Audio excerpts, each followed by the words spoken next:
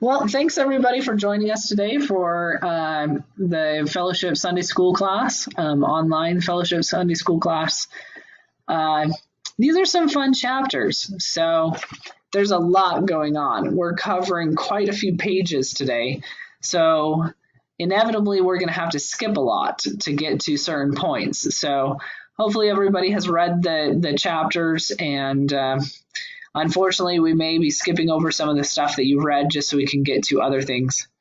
But what I wanted to do is I wanted to start off, add some context. So 2 weeks ago, I taught, and it was in those chapters, it was Kohor and the Zoramites, which showed us the incorrect way to worship.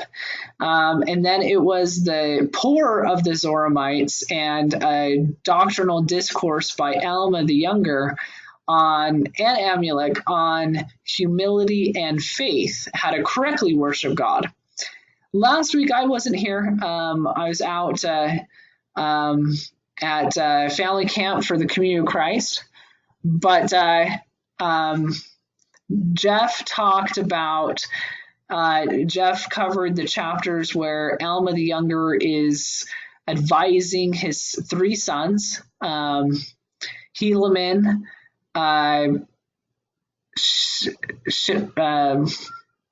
what's the SH one?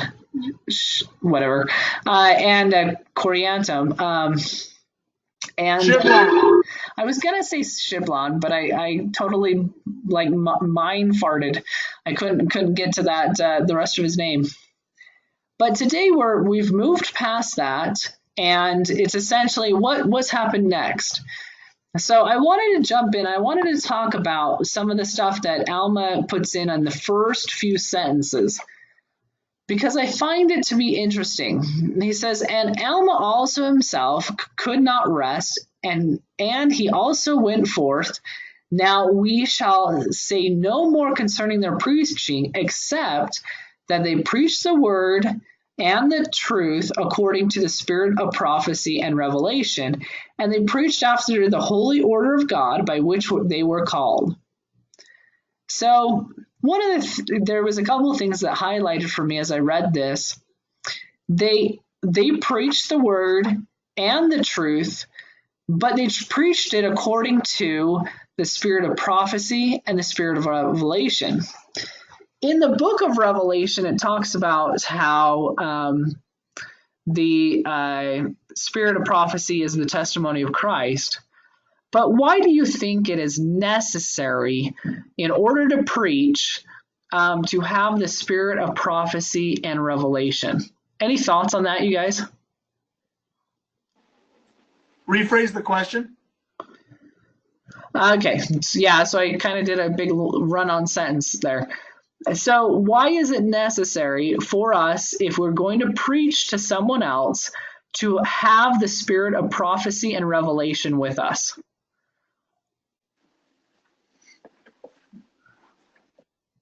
Well, for me, let me get the computer closer here. For me, the spirit of prophecy, like you said, is the testimony of Jesus, and it's not just of being about Jesus, but the testimony from Jesus that you receive from him, which is prophetic. That's something about the future.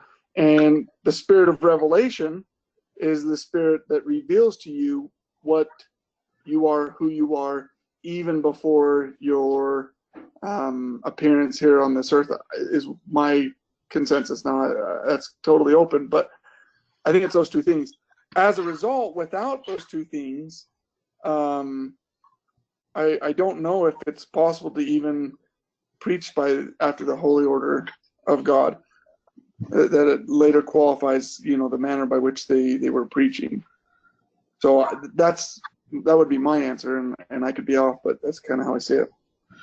Well, I think that's great. I kind of want to piggyback off of that, and that is, can you truly have the holy order if you don't have within you the spirit of prophecy and revelation? Or you can flip that sentence. Can you have if you have the spirit of prophecy and the spirit of revelation, do you have a form of the Holy Order? Now, we know through the Orem talk in the 10 talk series that priesthood itself is an association between priests on this side of the veil, or priestesses on this side of the veil, and priests or priestesses on the other side of the veil. So, you can put A plus B equals C and say, okay, if you have the spirit of prophecy and you have the spirit of revelation, you have a form of the Holy Order. Or you could say, you can move that equation around and still get the same product. Since my moving my faith outside of the LDS Church, I haven't been too enthusiastic of giving people titles. I just think that, you can call yourself whatever you want to call yourself. You could call yourself a priest. You could call yourself a bishop. You can call yourself an apostle. You can call yourself a 70. But the attributes that encompass that specific role or calling are much more important than the title itself. So, if you have the spirit of prophecy and revelation, are you in possession of an association with someone prophesying to you or revealing to you information from the other side of the veil? Let's take away the title of even the Holy Order. Are those some of the characteristics? So if we go out and we start preaching to somebody, then the whole purpose is to bring the message, the word, into the heart of the person that is hearing that message. And the process by which that is accomplished is through prophecy and revelation. Anybody have any additional thoughts on that, or like to throw out an alternative viewpoint related to that? Okay, cool. Well, I just thought that was interesting, and ever since Denver's talk at the beginning of this year or late last year, I forget when it was December or January, on the Holy Order, I've been looking much more at the characteristics of someone who has fellowships or priesthoods on this side of the veil and the other side of the veil, and I've been much more skeptical of pronouncements when someone has a title or position, but there's no evidence or fruit that they have interactions with the other side of the veil, because that's really where you get power and authority. All right, well, I'm going to continue on. So these are some interesting chapters. The whole point of, and I could go back to the original chapters, but the whole point of Alma, Amulek, Zeezrom, and the sons of Mosiah, the sons of Alma, and some of the sons of Mosiah going to the land of Antionum to preach to the Zoramites, according to Alma's words, and I'm going to paraphrase it and probably butcher it at the same time, is that the word of God is stronger than anything else that they could do. It's stronger than the sword. It's stronger than anything else. So they felt threatened by the Nephites, felt a potential threat from the Zoramites, so they went to preach to them. Well, the poor among the Zoramites left and started inhabiting the land of Jershon with the people of Ammon, and the Zoramites ended up, ironically, probably through encouragement from the preaching itself, ended up joining forces with the Lamanites anyway. So in the next verses, you have this man named Zerahemnah, and Zerahemnah is appointed chief among the Lamanites, which the Lamanites now encompass Lamanites, or the original descendants of Laman and Lemuel, Ishmaelites, the original descendants of the sons of Ishmael, the Amlicites, which we don't really have a lot of information about the Amlicites. We know that they were a part of the Nephites at one point in time. I could spitball some of my guesses at who they are. I probably am incorrect, but when I think of the Amlicites, one of the options of them, who they are, is Mosiah the First. So King Benjamin's father separates themselves from the Nephites and goes and inhabits the land of Zarahemla. It is my opinion, and again, you can discard this because it's just interesting to think about, not really salvational in any aspect, but it's my opinion that when they separated and Mosiah the First became king over Zarahemla, that the Amlicites were the ones that they separated from, and that the Amlicites then joined forces with the Lamanites. But again, I may be wrong. The reason why that is where I come to is when you come to the sons of Mosiah preaching to the Lamanites in the land of Lehi Nephi, the Amlicites are the ones that are closest to the land of Lehi Nephi, where the Nephites originally came from. But anyway, we have Zarahemna, who was the leader. He then specifically appoints Amlicites and also Zoramites to be the chief captains over the armies. It's interesting because what the adversary does and what God does in many times are just direct reflections or opposites of each other. Because at the same time, the Nephites are putting people of righteousness and good as the top of their food chain or the top of their leadership.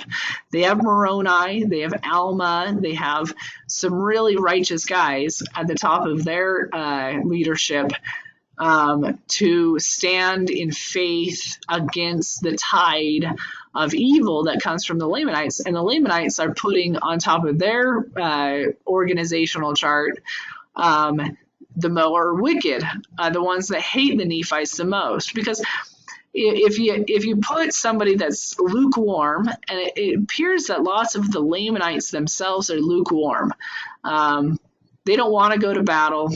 They recognize that there's something with the Nephites that allows the Nephites to withstand them. But Zarahemna consciously puts the more wicked at the top of his leadership. Why do you think that is? What are the consequences? Any thoughts about that? Things that you see today that are similar to that? Anything like that?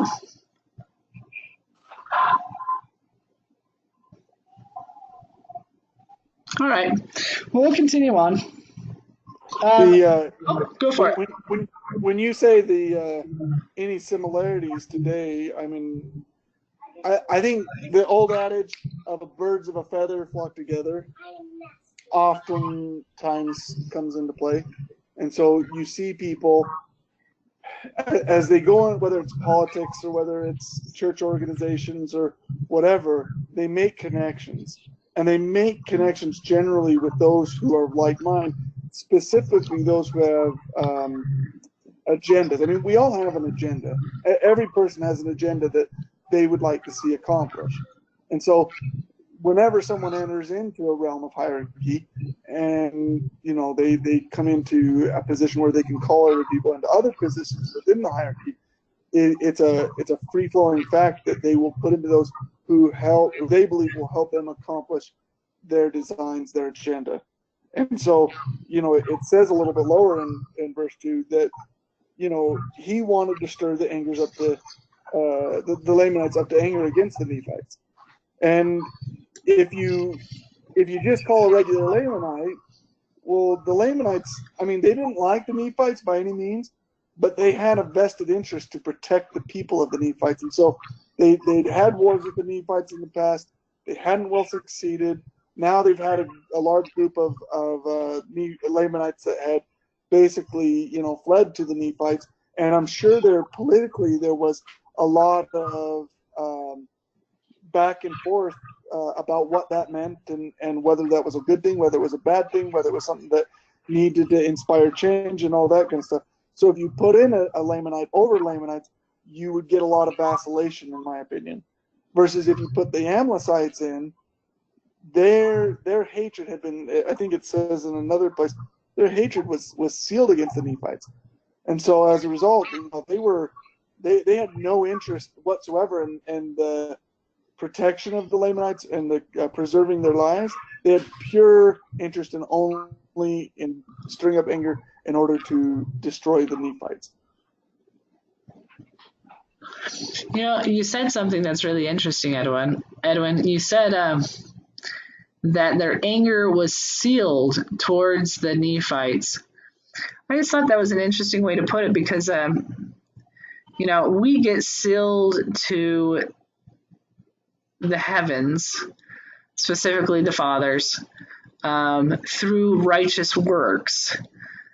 The Zarahemna and his Amlicites and Zoramites, you know, were they sealed to their own father, being the adversary, being the devil, because of their hatred towards the Nephites? You know, it's just interesting. We don't really look as much at the contrast between different motives. But let me continue on because we do have a lot to cover. One of the things I wanted to review is right here. And now the design of the Nephites was to support their lands, their houses, their wives, their children, that they might preserve them from the hands of their enemies, and also that they might preserve their rights and their privileges, yea, and also their liberty, that they might worship God according to their desires. So the Nephites, their motivations seem pure. They're not doing offensive wars. They're not building up their military so that they can take over the Lamanites. We learn that they are building their military, and quite impressively by Moroni, but solely for their defense, not for an offense. They're interested in supporting their lands, their houses, their wives, their children, preserving them from their enemies, preserving their rights and privileges and liberties so that they can worship God according to their desires. You know, there's an interesting book. Oh God, it was popular probably a decade ago. I bought it. I honestly don't remember its name, but it's all about the law of attraction, that we attract. The Secret, yes. Yeah, I had that at one point. I might even still somewhere.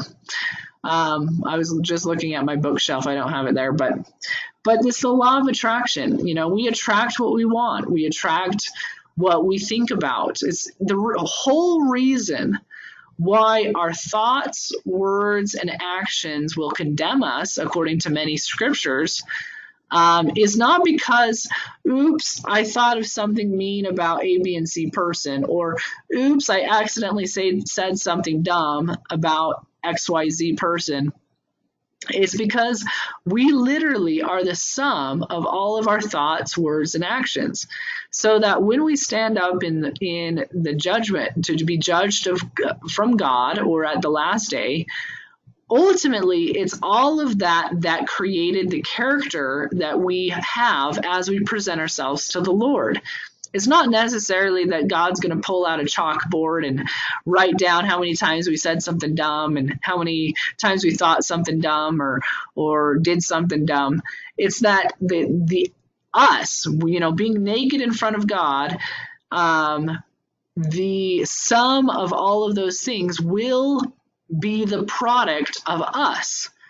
And that's why the law of attraction, I believe, is real. And I thought the book was a little goofy. Maybe that's just me, The Secret. But the law of attraction is very real, that we attract what we want, and that we act on what we want, and we think about what we want, which ultimately, you know, was a good thing for the Nephites. But so skipping ahead, the Nephites they have pure motives. They're just trying to live. They're just trying to have their freedom, and that's ultimately the goal. Now we have a bunch of additional information around here. We talk about Moroni, and I want to quickly talk about Moroni. This first verse, or this first paragraph, paragraph 4, just gives us a quick introduction about Moroni. Now back to my seminary and institute days, I'm going to borrow a couple things. After I read this, I'll tell you what I'm going to borrow. Now the leader of the Nephites, or the man who had been appointed to be chief captain over the Nephites, now the chief captain took the command of all the armies of the Nephites, and his name was Moroni, and Moroni took all the command and the government of their wars. And he was only 25 years old when he was appointed chief commander over the armies of the Nephites. Now, I'm going to borrow something from this, from my seminary and institute days. I remember being taught, which I agree with, that Mormon probably had kind of a, I don't know if this is an appropriate term, but a hero worship. He had a great respect for Moroni. One of the reasons why he probably named his son Moroni after Captain Moroni. But Mormon spends a good amount of time on Moroni, and there are some character perfections and attributes. I shouldn't say that. There are some character and attributes that Moroni has that are absolutely commendable, and we're going to talk about them today. But so what happens? Well, the Lamanites, or the people of Zoram, the Zoramites joined forces with the Lamanites and the Amlicites and the Amulonites, and they go to war against the people of Nephi. Well, one of the things that Moroni does is in paragraph 6, Moroni's wise. He is a strong and a smart man, but he isn't arrogant to go without help. You can tell that he's a believer. But it came to pass, as soon as they had departed into the wilderness, Moroni sent spies into the wilderness to watch their camp. And Moroni, also knowing the prophecies of Alma, sent certain men unto him, desiring him that he should inquire of the Lord whether the armies of the Nephites should go to defend themselves against the Lamanites. So he goes to Alma. Now, what's interesting about this is in the record, what we just read, Moroni doesn't go to Alma because he is the head of the church. That's not what this says. It says that he goes to Alma because he knows Alma has the spirit of prophecy. Isn't that interesting? Alma is the head of the church, but that, according to this text, is not the reason why Moroni goes to Alma. He goes to Alma because of the spirit of prophecy that is within Alma. It makes you think about, we don't have a ton of information on the organizational structure that Alma the elder put together for his church. But it seems to me that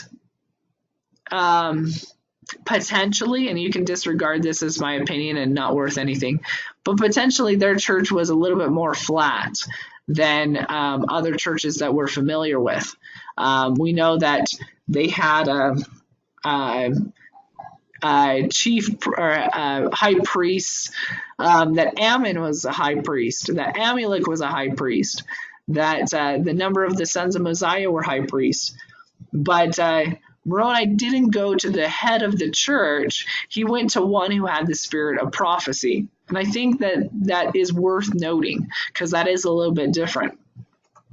So, well, and especially because we have the understanding that the religion we're pursuing is to go back anciently, beyond the hierarchical structures that we're so used to, and to reach back to the religion of Adam. Well, when you study a lot of the ancient religions, even like ancient Israel, throughout my life, I have been so accustomed to thinking that, kind of like you said, a high priest would be the head of some hierarchy, over the people. And if you look at a lot of the ancient civilizations, what they had is they would have a priestly class of people. And one of the duties of the priestly class of people was to stay in a constant connection with God. And whoever their God is, they believed that person and those group of people had that requirement. Now, that didn't usurp the right and authority of any individual, such as King David, from going to the Lord for themselves and ascertaining the will of the Lord for themselves. But when they knew that they had, let's call it a seer among them, they revered that seer. And they revered him for the fact of, they revered his life more than anything, for the fact that they knew, look, that's someone that you can go to and get kind of, you can proof your own thoughts and feelings and whatnot from them. And so you see this in ancient Israel, you see it within the Druids and the Celts, the Germanic tribes also, like the Danes and whatnot. They all kind of have this priestly class of people that were used. But these priestly class of people, it's kind of interesting because very rarely were they ever, they really weren't seen as part of the people. And in some of the civilizations, they believed that the priestly class of people, they began to even revere them as gods because they were set apart, they were consecrated, they were different than the rest of the people. And so their needs, their thoughts, their desires, they weren't supposed to be persuaded by political ambitions or anything like that.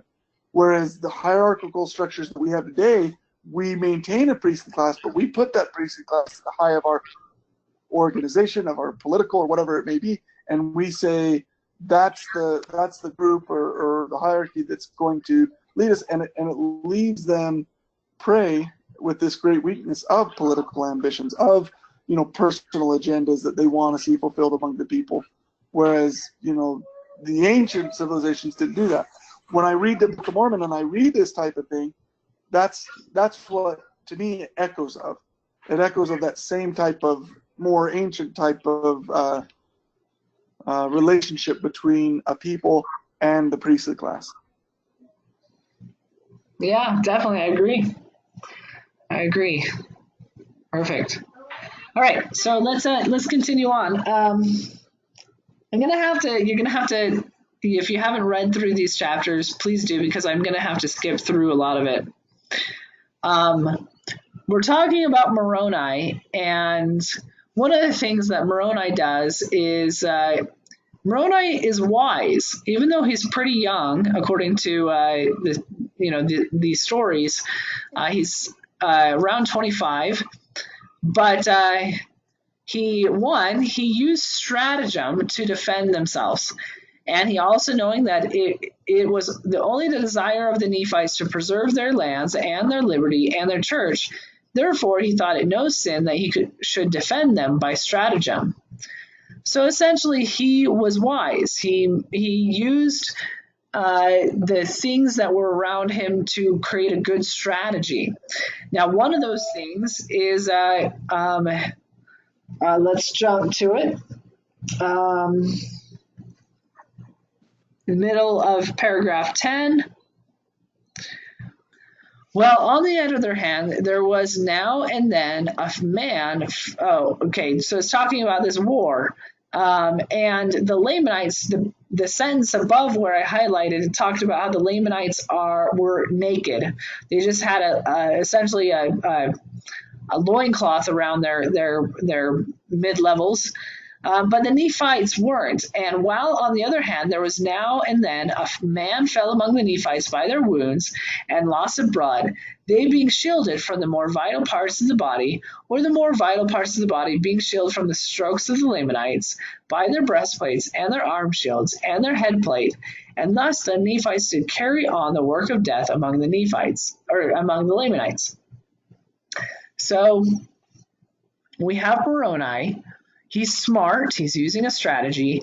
He also equipped his team or his people with the best stuff to protect them. I'm going to take this on a different type of tangent for a second. one of the things that really got me going on the path that I'm going on, or that I've been going on for a number of years, is I just remember, approaching the difficult historical and scriptural items of the Mormon faith on my own. No one was talking about it. The leadership of the LDS Church wasn't interested in it, or was scared of it, or I don't even know what it was.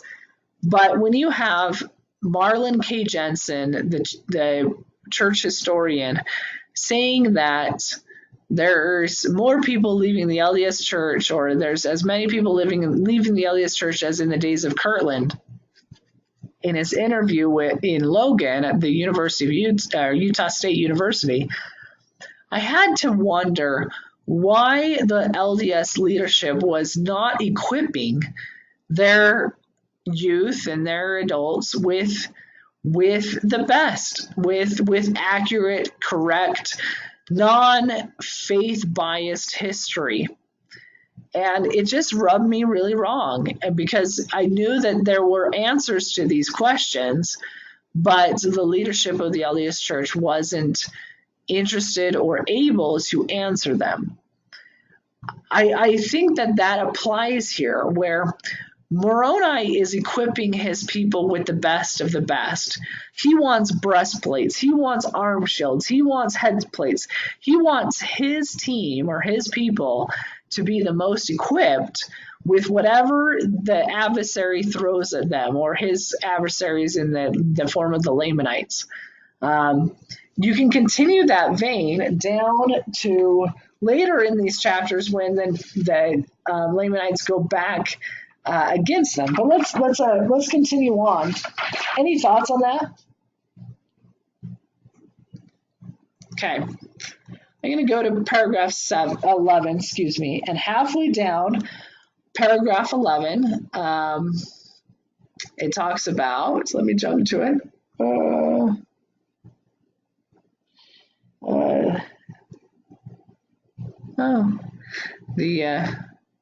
Just one second. Okay.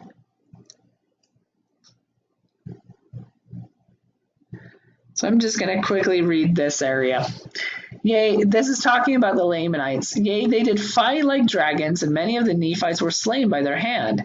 Yea, for they did smite in too many of their headplates, and they did pierce many of their breastplates, and they did smite off their arms, and thus the Lamanites did smite in their fierce anger.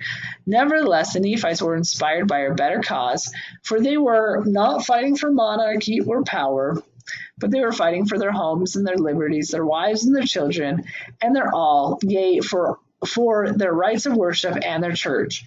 And they were doing that which they felt was the duty they owed to their God. For the Lord said unto them, and also unto their fathers, that inasmuch as ye are not guilty of the first offense, neither the second, ye shall not suffer yourselves to be slain by the hands of your enemies. And again, the Lord has said that ye shall defend your families even unto bloodshed. Okay, it's probably a fine place to stop. So we have here the Lamanites. They're not pushovers. When we have an adversary, when we have someone who is hot-headed and ready to come after us, many times it's not in our lot to immediately overcome them, but so that we can learn, we can have this as a lesson. But with the Nephites, they were able to overcome them because they were inspired by a better cause. They were inspired for their homes, their wives, their liberties, their children, everything. That is true for us now. There's a work happening right now, true and legitimate work happening, and there's only a very, very few people who have responded. And it could be said that this work is losing if there was a win-lose situation. I don't think so. I think it's that the ones who are truly inspired by the better cause are receiving the grace to continue on.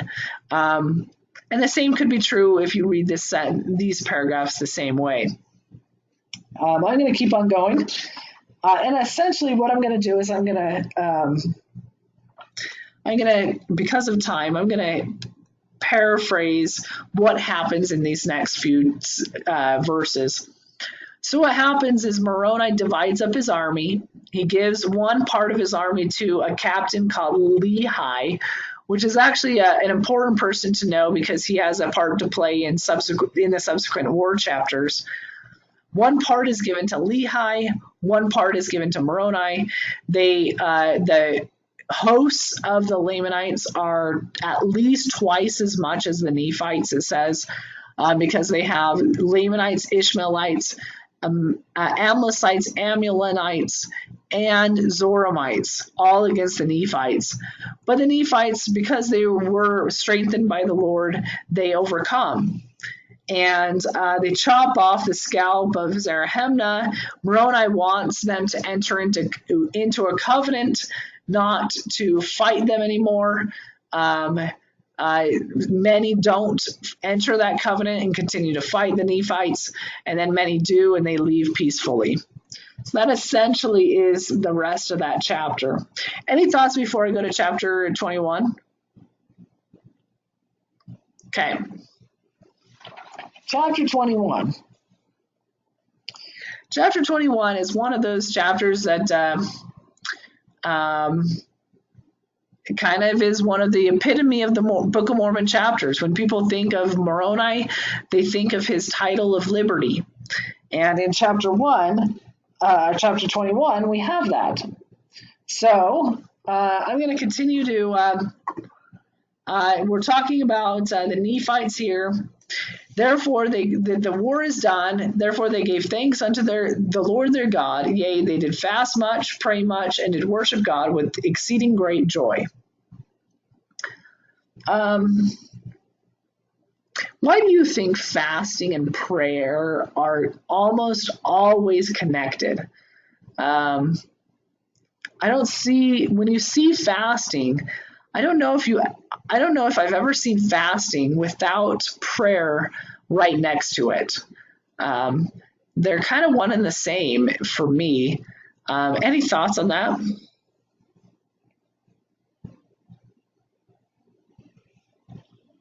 What is the purpose of fasting? I think a part to play with afflicting our souls. Basically in bringing the affliction upon our soul, and then in rejoicing in that affliction, for an opportunity to cry out to God, to give us something to cry out to God for, that emboldens our prayers. But I've never been very successful at it, and I lament that. Yeah.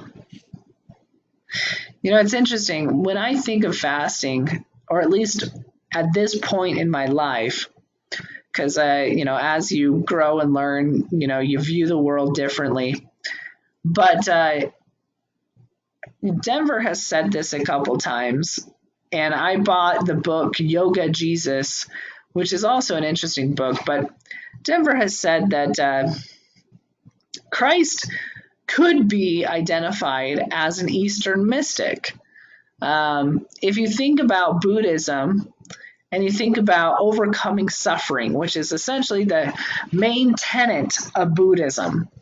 The Buddha left his wealth. He was, the story goes, he was a prince and an angel or a sacred person came to his father and said that Buddha was either going to be a very wealthy political ruler, or he was going to be a religious ruler. So when Buddha was born, his father sheltered him from the world, put walls around his existence, and sheltered him so he could be a political ruler. Well, as the Buddha grew up, he wanted to experience the outside world. So his servants would take him out into the world. And the first time he goes out, he's shocked because he sees a beggar. And he thought, because he was sheltered from the world, that everybody had food and everybody had a place to live and stay. So he runs back into his palace and never wants to go out into the world again. The next time he goes out, he sees someone who is sick and afflicted. And that scares him. And he runs back into his palace because he didn't know that there were such things as people who were sick. But as he goes out, he learns more and he develops more. Eventually, he renounces his wealth and goes on a goal to overcome suffering. It's interesting to me how that is fairly similar to when you overcome, well, let me take a step back. The Buddha overcame suffering by renouncing the physical aspects of the world. As we fast and as we pray, the whole purpose of fasting is you're renouncing something. I've done Facebook fasts, I've done soda fasts, I've done food fasts, I've done different types of fasts, and I think the greatest thing is it's like it secures or overcomes that thing so that our attention can be more directed to God. So I've never seen fasting in scriptures without a subsequent prayer, because as we give up something, we can give up our attention on one thing and replace it with God on the other hand. But I'm going to continue on. I'm going to go to the middle of paragraph 2. And in the middle of paragraph 2, I'm going to go to behold. Where can I find that?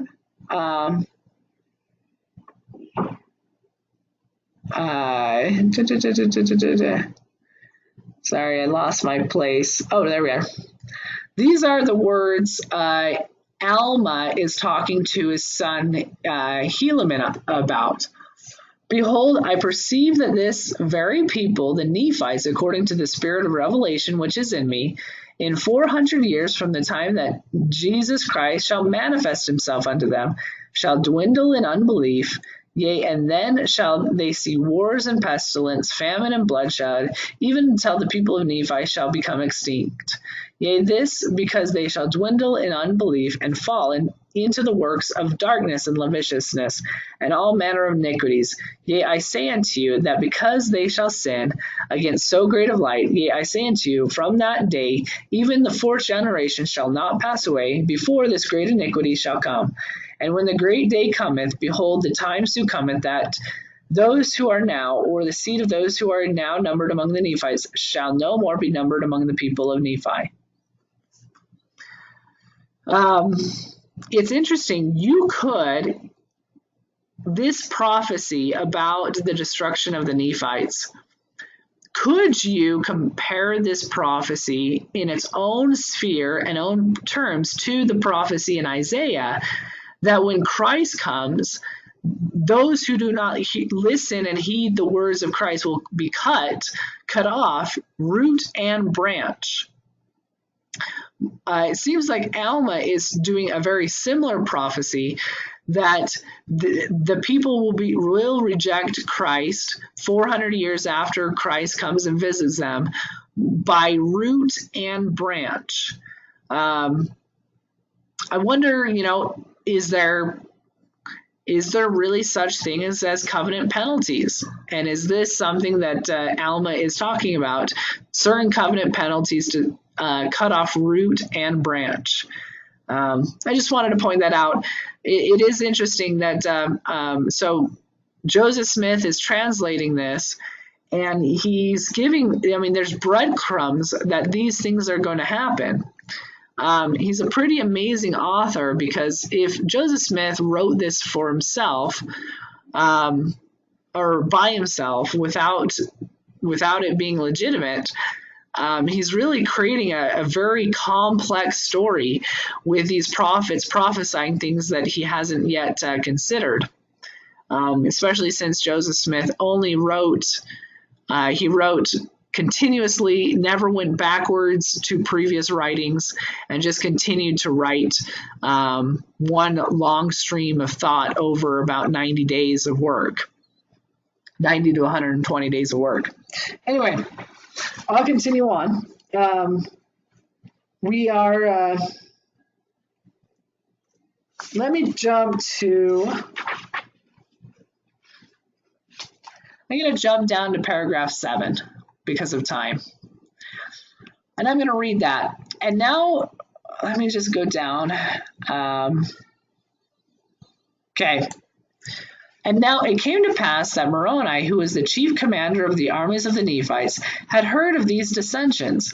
He was angry with Amalickiah. And it came to pass that he rent his coat, and he took a piece thereof, and wrote upon it, in memory of our God, our religion, and freedom, our peace, our wives, our children, and he fastened it upon the end of a pole. Therefore he fastened on his head plate and his breastplate and his shield, and girded on his armor about his loins.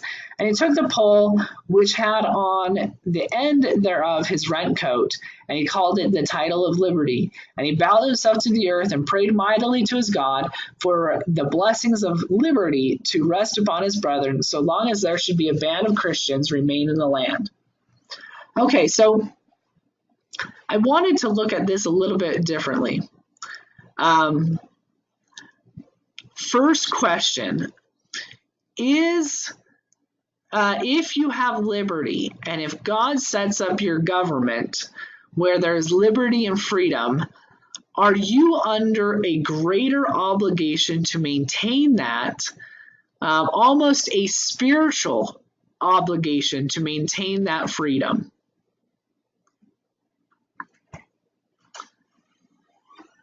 I'm going to say yes. I'm going to say that if God sets up your government and you are given freedom, and the freedom is granted to you by right of the government, that it is not just a physical obligation to support and protect the rights of the people, but it is also a spiritual obligation. Does anybody disagree with me on that? I would say it's not as uniform as you're presenting it to be, just for the fact that I think a lot of it depends on the Lord's will. For example, the prophecies about the latter-day Zion is that the Lord is going to fight for them, and nowhere do I find any semblance that the people themselves will be doing the fighting. Now there is, I guess, the part in 3rd Nephi where it says, the Lamanites, the remnant of the Lamanites shall go through the Gentiles as a lion among the beasts of the forest. But Denver interprets that as being they possess the truth. And because they possess the truth, you only need the truth to shred in parts the nations of the Gentiles. And so I don't find that that's a uniform case, that whenever the government is God, is present on the earth, you have an obligation, you have a duty to God to defend not only the government but the people of God. But I think if God commands, for sure, and if he doesn't command, then I think you need to be very careful, because to me, I would say when I look at the example of the people of anti-Nephites, they didn't have the government of God for sure beforehand. However, before the Lamanites attacked, they seemed to be going in the direction of having a system of government where there was a system of equals. So in looking at that, there are more converted in the day that they sacrificed their lives than there were those who were shed, or not shed, but slain. So to me, that's a greater example than what we have here with Captain Moroni, because with Captain Moroni, we get several years of war, but then after that, we get almost a whole generation pass away of Nephites. In fact, it may even be a little bit longer, of Nephites who pass away, who are in unbelief. And eventually the prophets are sent more to the Lamanites because the Nephites are so hardened in their hearts as a result of the wars that had gone on before. Yeah. Well, I don't think we're disagreeing with each other. I think we're just talking about two different things. Maybe, yeah. I just think about when the Nephite government falls, and the voice is getting heard when there's 3 days of darkness with the Nephites and the Lamanites. One of the things that the Lord talks about in talking to the Nephites at the time is that the great sin was upon Jacob for destroying the government of the people. What's interesting here is if you look at Moroni, it's fascinating the way Mormon is describing Moroni in this highlighted section. It is almost, there's one other place, and that is in a temple, that there's so much detail about putting on and off clothes. But if we look at Moroni here, they're very detailed. I mean, Mormon could have just said, yeah, he went and got on his war gear, or he put on some clothes. But if you look at right here, it says he fastened his head plate, his breastplates, his shield. He girded on his armor about his loins. I mean, God, there's even some temple text in this. And he took the pole, which had on the end of his rent coat. I mean, God, rent coat, that actually reminds me of Joseph of Egypt, or Samuel having his coat rent by Saul, King Saul, not Saul, Saul, King Saul. And he called it the title of liberty, and he bowed himself to the earth, and he prayed mightily to God. I mean, this is almost covenantal language that we're reading right now with Moroni. I just find that fascinating, and maybe it's nothing, but it's fascinating the way it's communicated in this paragraph. But let's continue on, because it actually does go. If you go down to paragraph 9, it does go into a covenant. Let's just start from the top. Let's just go to the end of the sentence. And now it came to pass, when Moroni had proclaimed these words, behold, the people came running together with their armors girded about their loins, rending their garments in token, also very covenantal, or as a covenant, that they would not forsake the Lord their God, or in other words, if they should transgress the commandments of God, or fall into transgression and be ashamed to take upon them the name of Christ, the Lord should rend them even as they had rent their coats. God, this even more looks like covenantal language.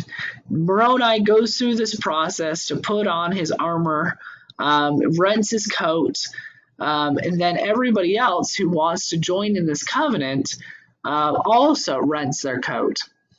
So, and I just wanted to throw this as something to munch on, not really explore too much.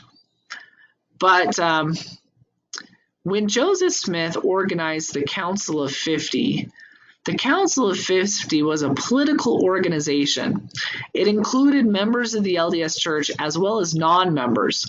As soon as Joseph Smith died and Hiram, the affairs of the Council of 50 changed under Brigham Young. It is my opinion that, well, there's something there. A political organization that strategically does good is something that's fascinating to think about. Anyway, I apologize. I haven't been able to get to all that we need to, but we know this story with Moroni. Everybody who wants to join forces with him raises their flags on top of their towers. That's also some very interesting language there. And makes a covenant to follow God and to maintain their lands and their freedoms. We're going to have to skip a whole big section related to Amalickiah taking over the Lamanites and his deception there. But I hope you finish reading these chapters if you haven't, and we'll continue on next week. Are there any other comments before we finish today?